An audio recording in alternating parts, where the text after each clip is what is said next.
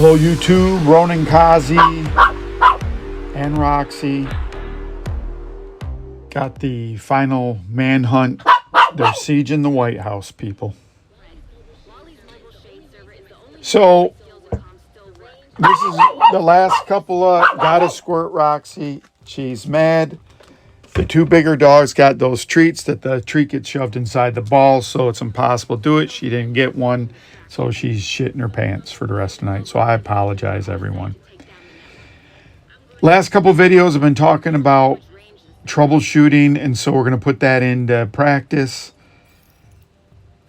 This is a mission I've never done. It's an area I've seen before, the Christmas market. This is kind of full circle. This is the first kind of area you come through when you're getting into Division 2. You get dropped off, emergency phone call from Washington, from New York. You're going through with another agent, and then you get sent to Washington after repelling a boat that looked like it was going to ram your dock. I have my vial jammer build. This build is basically a skill build. And really what the vial jammer is, it has a vial mask in Creeping Death.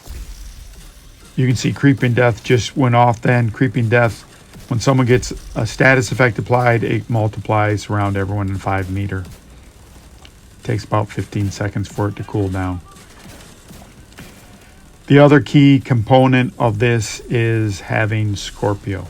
So what I'm doing is I'm AoE damaging everyone. I can't see everyone. Sometimes I'm not even line in sight, and I'm doing damage. It's a super conservative way to play the game.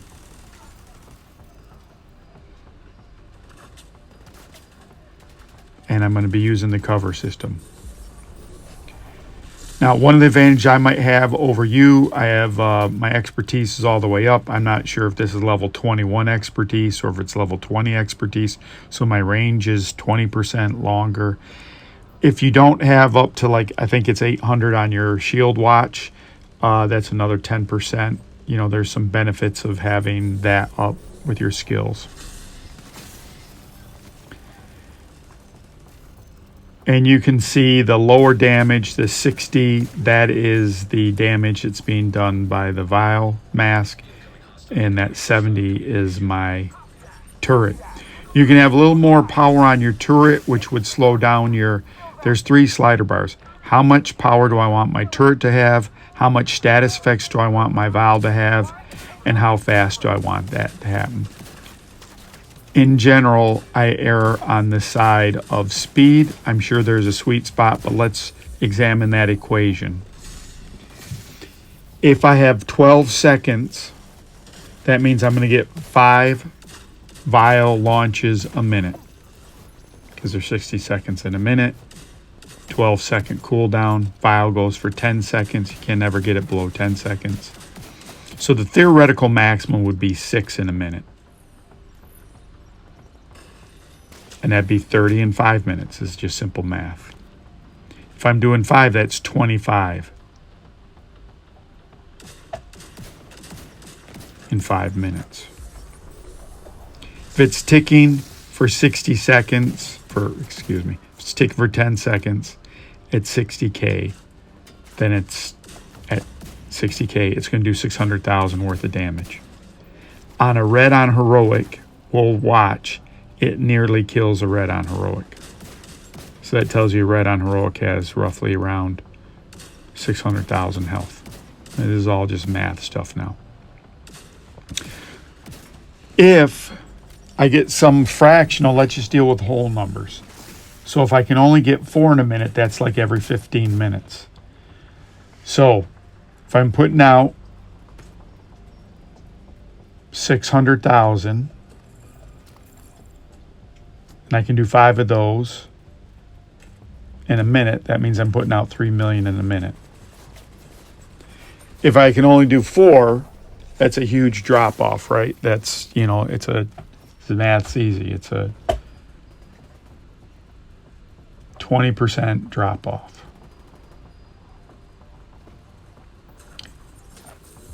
So you just have to, it's something you'd put a spreadsheet for.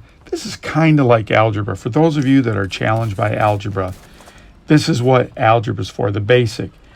Which is better, to go faster and lower damage to go a little lower damage, go faster. I might have already said that, or to go faster. If I keep saying the same thing, I'm so stupid.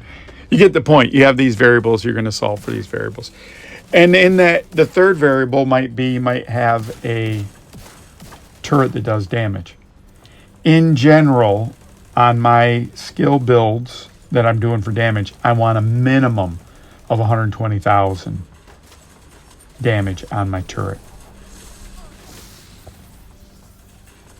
So then you're looking at your combined output is a little bit more. If I'm doing 70 with my turret and 60, I'm doing like 130 with the combo. So it's a little more damage.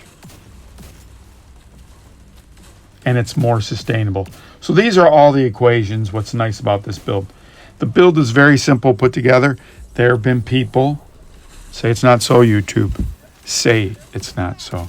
There have been people that have claimed that this build is hard to put together. I say to you, YouTube, that's not true. Skill builds are the easiest to put together because one of the core attributes is always at 100%.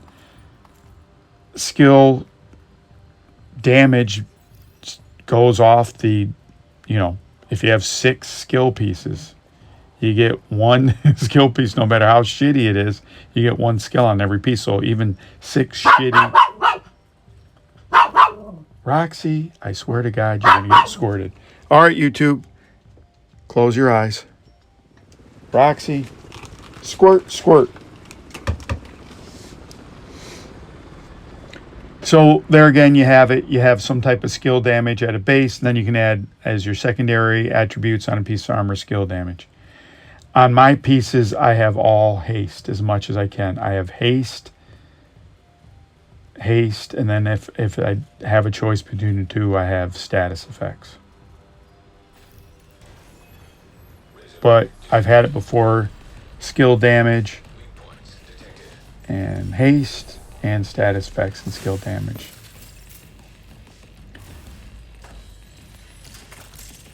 I have another build that's pretty good. It's a red build that's kind of survivability against these yellows would be good. Against purples, it's not as good. But you're going to see the advantage of having some type of jammer, vile jammer build when you fight something like this. We're about halfway through. Thanks for if you last this long. If you could subscribe, comment, share, like, get the notifications, trying to grow the channel. I appreciate you being around. If you like this content where I'm going to talk about problem solving and not so much the division. I do so many legendaries. I just have another legendary I did today. And I'm going to go over it and I'm going to tell you things wrong. But at this point, if you look at any of my legendary videos, you're going to know how to play the legendary. So I've always wanted to talk about these other things.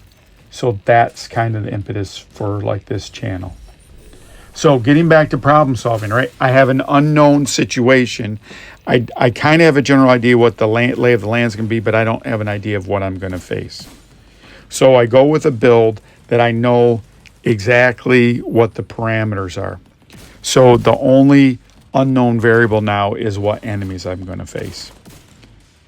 I don't know what direction they're going to be in. I don't know if they're behind cover. I don't know if if they're, out of line of sight the whole time. But I know that this build, I can kill anything, anywhere.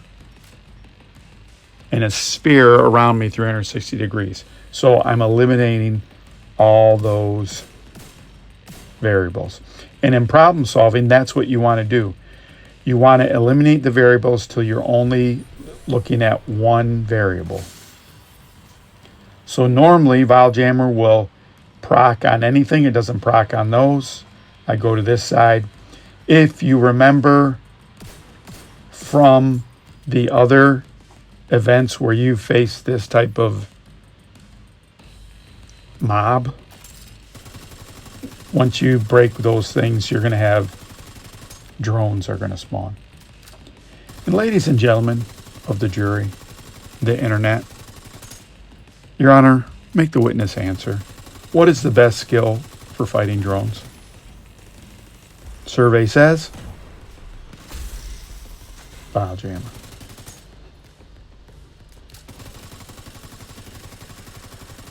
So I'm problem solving at this point, and I pretty much have solved this. It's done. Now, let's say you want to have a faster run. Then you're going to do some different things. Now that I know the run, I could change my build. I can't make the vial go faster than 10 seconds, so that's just a given. So now, once I know the lay of the map, now that's unchanging. Now I can change my build. Let's say I'm a problem with my car. I'm eliminating problems.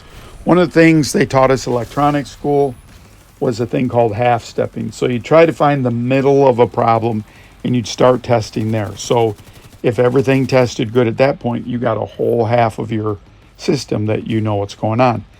And you can't split every problem in life in half, but sometimes you can. So this is one of the techniques you can use when you're troubleshooting, half stepping.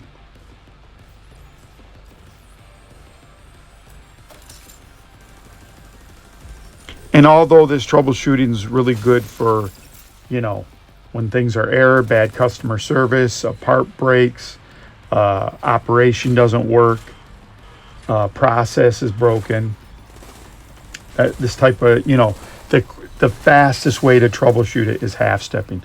So if you have this long process, you go halfway in the process and test it there. Was it working there? No. Then you just go back, you drive back into the past. To the beginning of the process. If everything's good up to that point, you have the results that are supposed to be happening at that point. Good, you've eliminated the front half of the problem, the front half of the system. Why is problem solving important? You deal with problems every single day. There's all these tools. What is math but a tool? It's a language to explain some of your problems. I had 2 apples, and if I want 2 more, I'd have a total of 4 apples. They have a certain volume, which means I have to have a certain size bag to hold them. It's really easy. We do this in our head naturally all the time. Or we might just brute force and say, how big is my bag, and stuff as many apples in that bag until I can't fit anymore. But some problems you can't touch the problem, so you have to figure it out. So that's why problem solving, I think, is one of the biggest things, and it starts with asking why. Why did this situation happen? Why is this mission? Well, the mission is after part of the story. There's that why. Now, when they send me here, I have a Pareto, right? I have a Pareto chart. I know what the possibilities could be in this mission. I didn't know this thing was up there. But I prepared with a build that I know what I'm going to do with. So I went through there. I made sure that I checked all 6 sides. I thought about the problem in 3 dimensions. Serious trauma detected. I don't know why I almost got wiped there.